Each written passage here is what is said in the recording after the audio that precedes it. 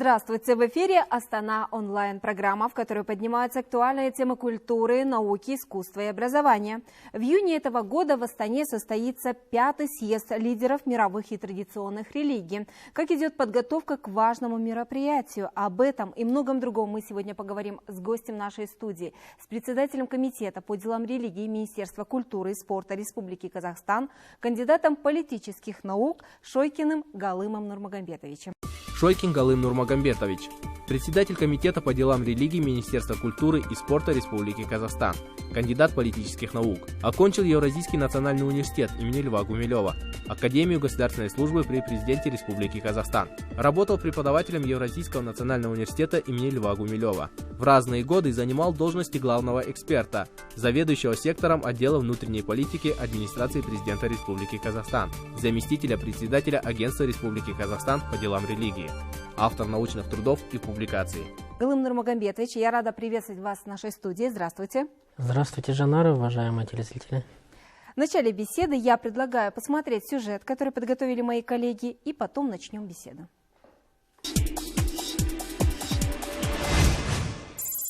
Казахстанская модель мира и согласия справедливо признана мировым эталоном диалога культур и религии. Не имевший аналогов опыт нашей страны оказался востребованным на глобальном уровне. Поэтому именно Астана стала местом встречи религиозных лидеров мирового сообщества. Здесь продолжают рассматриваться актуальные проблемы межрелигиозных отношений, пути содействия со стороны духовных лидеров в деле борьбы за мир и согласие. Формат съезда, количество его участников с каждым форумом увеличивается. К примеру, если в 2003 году в работе съезда приняли участие 17 делегаций из 23 стран мира, то на планируемом 5-м юбилейном съезде лидеров мировых и традиционных религий планируется участие 89 делегаций из 44 стран мира. Изначально темой очередного съезда планировали сделать религию и устойчивое развитие, но происходящие мировые события заставили членов секретариата пересмотреть повестку и уделить внимание именно диалогу между религиозными деятелями и политиками. Особое внимание будет уделено и масштабному просвещению молодежи. Духовные деятели считают, что против экстремизма и проявления нетерпимости должны выступить именно образованность и толерантность. Все прогрессивные люди страны, которые объединяются в их рядах, и религиозных деятелей, и их последователи, и политические лидеры, и руководители международных общественных организаций, они едины в том, что найден еще один благоприятный, эффективный рецепт, который поможет человечеству во имя его будущего избежать тех конфликтов, которые сегодня мир наполнен. На сегодняшний день в Казахстане действует более 4000 религиозных объединений, представляющих различные конфессии. Поэтому идея диалога, реализуемая в Астане, привлекла особое внимание мирового сообщества.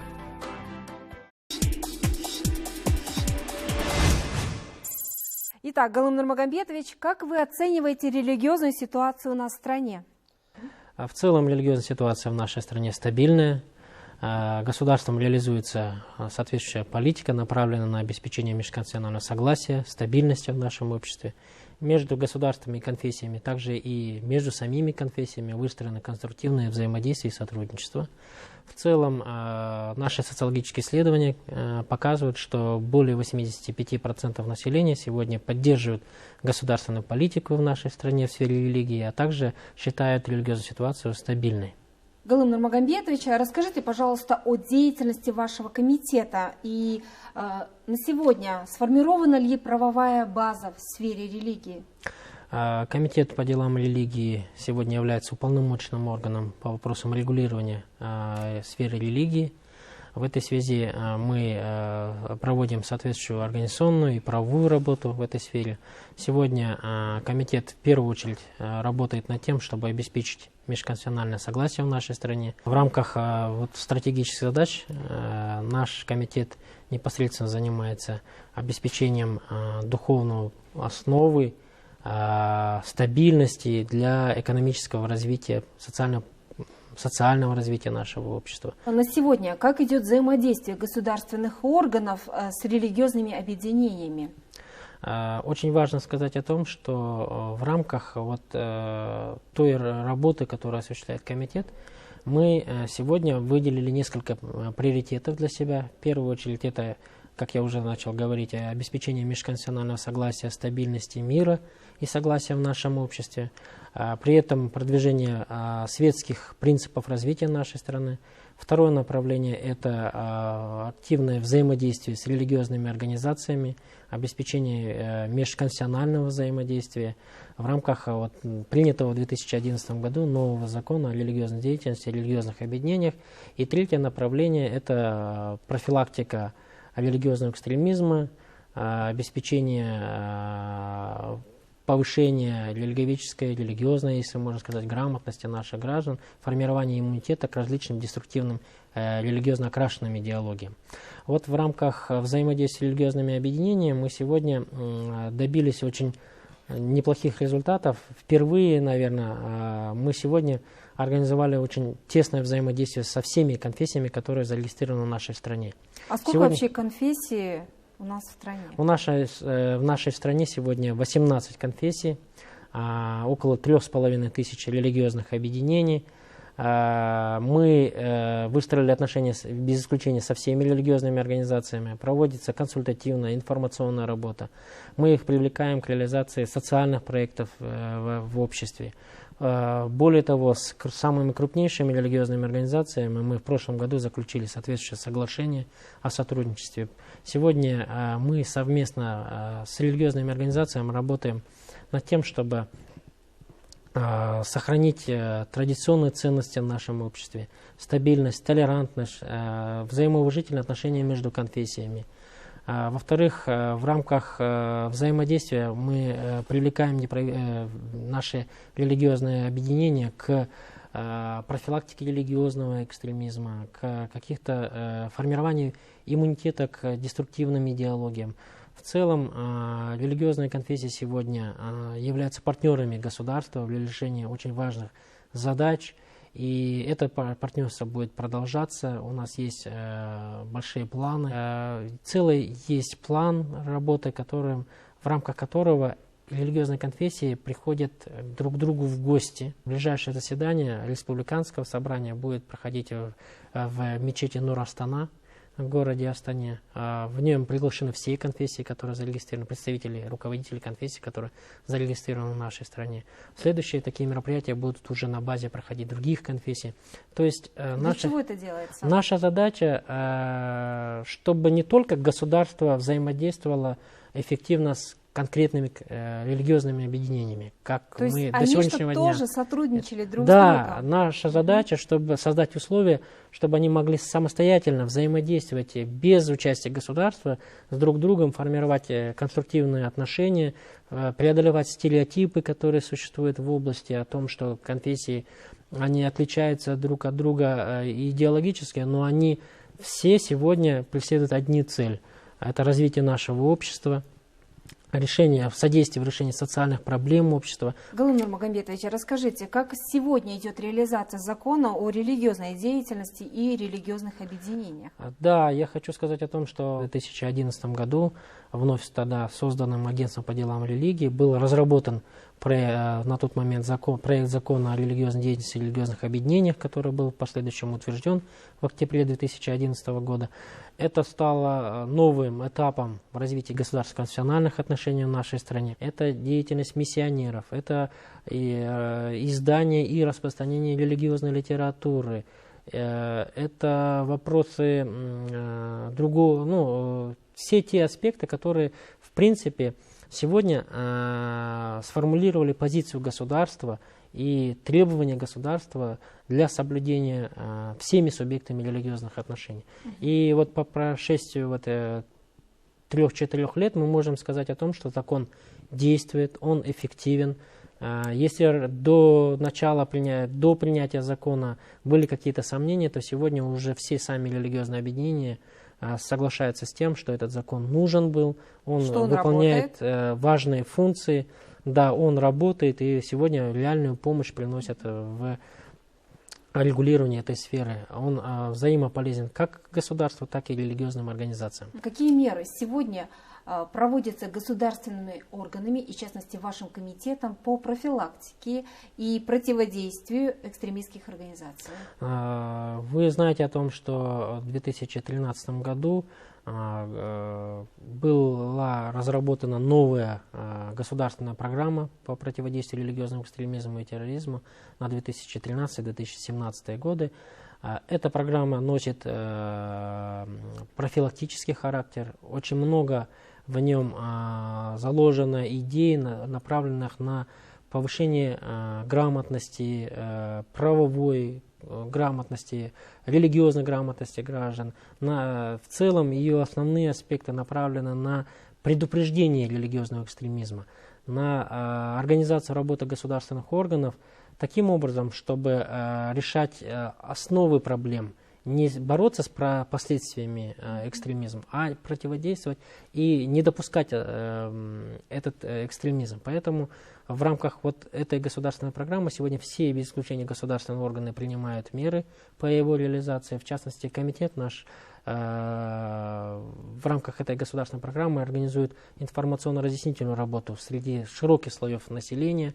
Созданы для этого информационно-разъяснительные группы, их сегодня более 400, которые на ежедневной основе, системной основе проводят разъяснительную работу. А кто входит в эти группы? Эти группы состоят из экспертов в сфере религии, религиоведы, теологи, исламоведы. Это юристы, это психологи, которые сегодня встречаются с различными категориями граждан и разъясняют истинные цели конфессии, необходимость сохранения традиционных ценностей, вопросы опасности деструктивных идей и течений. Они в целом направлены на живую работу с населением, предоставление им необходимой информации для того, чтобы сформировать иммунитет граждан перед какими-либо деструктивными влияниями. Самый уязвимый слой, скажем, населения, который поддается влиянию извне, это, конечно же, молодежь. Вот какая работа проводится именно с представителями? Конечно же, сегодня молодежь является основной группой, которая, если можно сказать, группой риска. И это объективный процесс, поскольку в это время формируется мировоззрение граждан, у них еще не сформирован иммунитет, и поэтому мы сегодня начинаем уже со школьной скамьи. Мы с 2009 года ввели предмет основы религиоведения в 9 классах. Сегодня разработана новая программа преподавания этого курса. В 2014 году она утверждена. Нами разрабатывается новый учебный комплекс, включающий учебник, хрестоматию, учебные пособия, которые мы уже в 2015 году в отдельных школах начнем апробацию. И планируется, что с 2016 года эти учебники поступят во все учебные заведения. И в этот учебник уже больше включена информация по профилактике религиозного экстремизма, больше о правах человека, о светскости.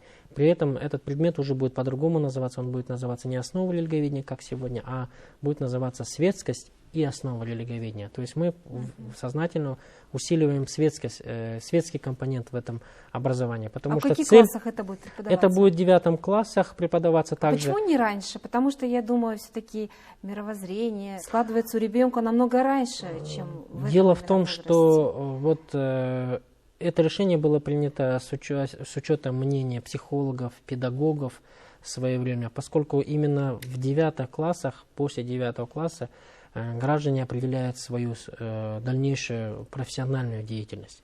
Они выходят уже, либо поступают в колледжи после 9 класса, то есть либо вы считаете, что в этот момент учебу. Они уже осознают? Да, то есть это время уже они готовы принять достаточно специфическую информацию о религиях, потому что наша задача и задача этого предмета сформировать научные знания молодежи о религиях. Не секрет, что многие экстремистские организации действуют и проводят агитацию через интернет-ресурсы.